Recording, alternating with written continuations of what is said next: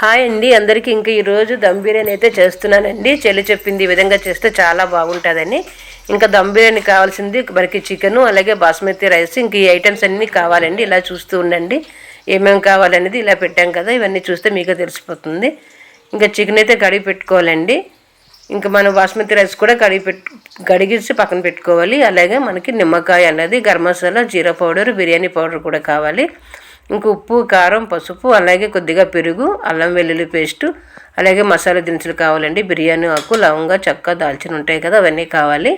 ఇంకా ఇందులో కొద్దిగా ఆయిల్ కూడా యాడ్ చేసుకోవాలి. అలాగే నెయ్యి, ఇంకా ఫుడ్ కలర్ అండి.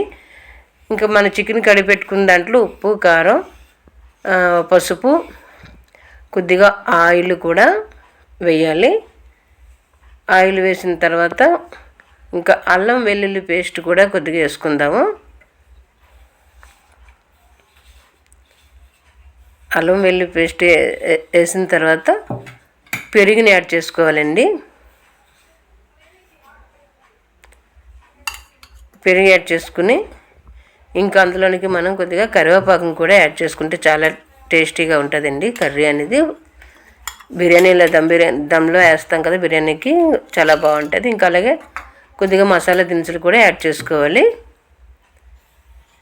ఇంక ఇప్పుడు చూపించిన విధంగా కొద్దిగా జీలకర్ర పౌడర్, కొద్దిగా గరం మసాలా పౌడర్, అలాగే బిర్యానీ పౌడర్ కూడా కొద్దిగా యాడ్ చేసుకోవాలి.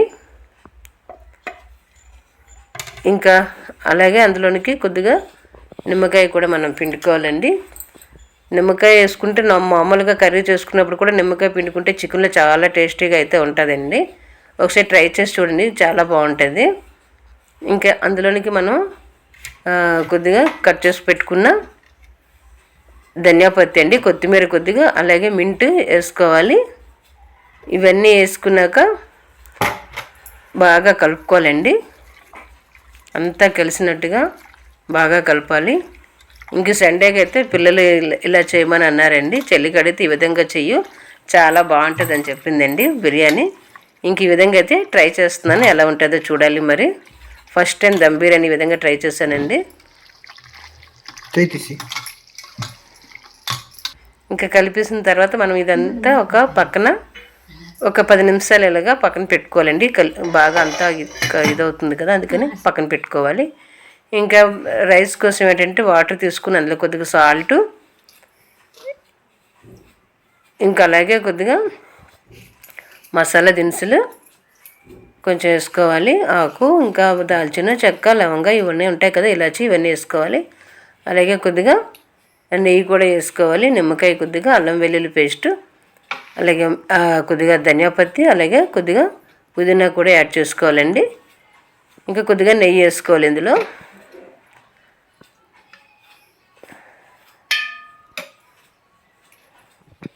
ఇవన్నీ వేసినాక బాగా కలుపుకొని ఈ గరం మసాలా పౌడర్ కూడా వేసుకోవాలి. చికెన్లో వేసాం కదా, అలాగే ఇందులో కూడా కొద్దిగా వేసుకోవాలండి. జీరా పౌడరు, అలాగే గరం మసాలా, బిర్యానీ పౌడర్ కూడా వేసుకోవాలి. ఇందులో కూడా ఒక నిమ్మకాయ పిండుకుంటే రైస్ అనేది విడివిడిగా చక్కగా బాగుంటుంది అనుకుని నిమ్మకాయ కూడా పిండుకోవాలండి, టేస్ట్గా ఉంటుంది కదా. ఇంక ఇవంతా బాగా కలిపి గ్యాస్ ఆన్ చేసి గ్యాస్ మీద అయితే పెట్టాలండి.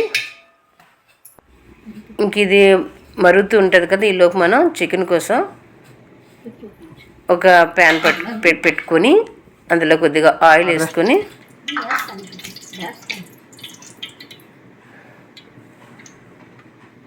మా సిస్టర్ అయితే చాలా బాగా చేస్తుందండి దమ్ బిర్యానీ. తను చెప్పినట్టుగా చేద్దామని ఈసారి అయితే ట్రై చేస్తాను ఇలాగా. కొద్దిగా అందులో మనం ఆయిల్ వేసాం కదా, కొద్దిగా మసాలా దినుసులు అయితే వేసుకోవాలి.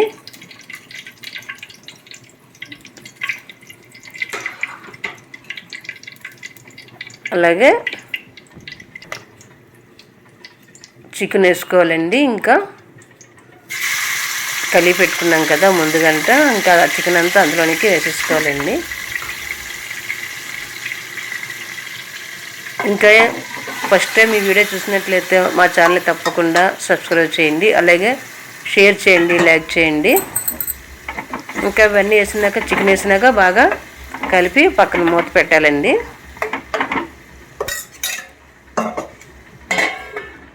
మధ్య మధ్యలో కలుపుతూ ఉండాలి. ఇంకలోపు రైస్ మరిపింది కదా, ఇంకా రైస్లోకి అయితే బాస్మతి రైస్ ముందుకంటే కడిగి పెట్టుకున్నాం కదా, అవి రైస్ అనేది వాటర్లో వేసేయాలండి.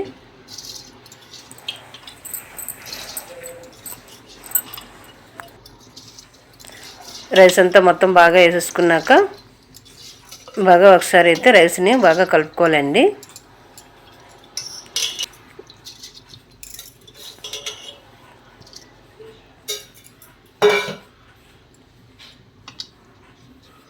రైస్ బాగా కలుపుకున్నాక ఈలోపు చికెన్ అయితే ఒకసారి చూద్దాము, చికెన్ ఎంతవరకు వచ్చింది అనేది. చికెన్ అయితే ఇలా బాగా కలుపుకోవాలండి. ఇంకా చికెన్ ఇంకా కొంచెం అవ్వాలి చికెన్ అయ్యేలోపు. ఇంకా రైస్ కూడా అయిపోతుంది. రైస్ ఎలా ఉంది ఇప్పుడు మరొకసారి చూద్దాము.